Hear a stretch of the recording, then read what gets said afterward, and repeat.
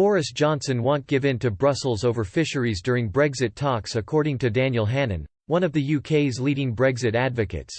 Mr Hannan served as a Conservative MEP in the European Parliament from 1999 until this year. The prominent Eurosceptic has previously been described as the man who brought you Brexit by writer Sam Knight. Currently the government is negotiating with Brussels to try and agree a new trading relationship when the Brexit transition period completes at the end of this year. Talks are currently deadlocked over EU fishing vessels' access to UK waters and how much state aid the British government can provide struggling industries. Writing in the Daily Mail, Mr Hannan argued the EU is wrong to expect Britain to cave, comparing Boris Johnson favourably with former Prime Minister Edward Heath.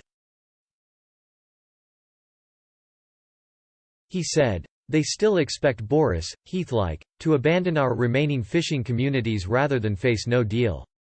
This is a fundamental miscalculation. Boris Johnson's mission is to align his party with such communities, cementing its dominance in former Labour seats. Nor, at a time when the SNP is ahead in the polls, can any UK leader look as if he is sacrificing a Scottish interest to a London one. In any case, the pandemic has fundamentally altered the costs and benefits. Our entire economy is going to look different coming out of this recession." The Tories took a string of working-class former Labour seats in the North, Midlands and Wales during last December's general election. Seats captured included Brexit voting Bolsover, Burnley and Derby North. If a new agreement isn't reached by the end of the year, Britain could end up trading with EU countries on World Trade Organization (WTO) terms. This would result in tariffs on many goods and other obstacles to free exchange.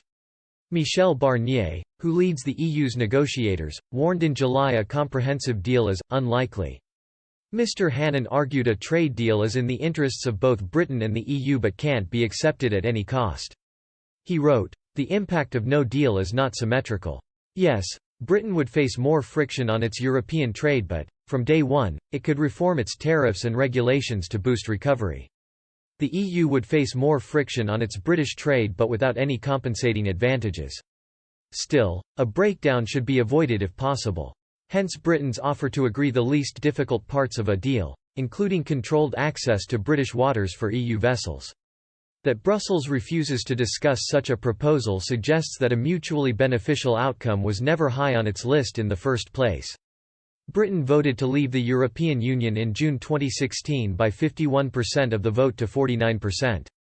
However, departure was delayed repeatedly due to political wrangling in Westminster.